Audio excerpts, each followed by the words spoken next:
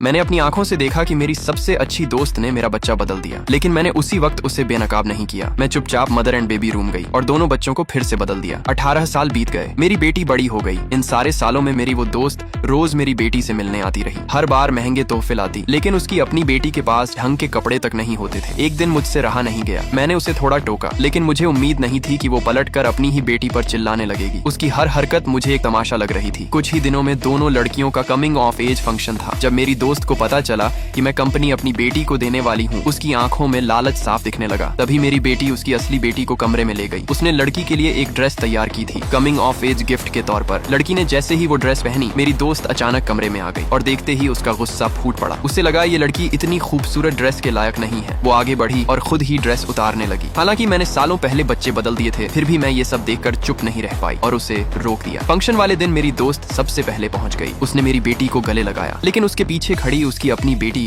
फटी पुरानी ड्रेस में थी। मेरी दोस्त ने मेरी बेटी के हाथ पर हल्की सी खरोंच देखी और मुझ पर भड़क गई। बोली, तुम एक माँ के तौर पर नाकाम हो। लेकिन उसने अपनी बेटी के गंभीर जख्म को देखना भी जरूरी नहीं समझा। उसे बस कंपनी की पड़ी थी। मेरी दोस्त का भाई फौरन उसे पीछे ले गया। उसे डर था कि उसका चेहरा सारा सच खोल देगा। मैं ये सब देखकर सिर्फ मुस्कुरा दी। उसी पल हॉस्पिटल से फोन आया। उसकी पितृत्व रिपोर्ट तैयार थी। वो खुद नहीं जा सकी। उसने इशारे से अपने भाई को भेज दिया। जैसे ही समारोह शुरू हुआ, मैंने सबके सामने ऐलान किया, कंपनी मेरी बेटी को सौंपी जाएगी। मैंने साइन किया हुआ कॉन्ट्रैक्ट अपनी बेटी को दे दिया। मेरी दोस्त खुशी से पागल हो गई। वो मंच पर दौड़ती हुई आई। उसने अपनी बेटी को एक तरफ धकेल दिया और बोली, मेरी बेटी के लिए एक खास सरप्राइज है। मैं बस शांत खड़ी देखती रही। उसे जरा भी अंदाजा नहीं था, असली खेल अब शुरू होने वाला था।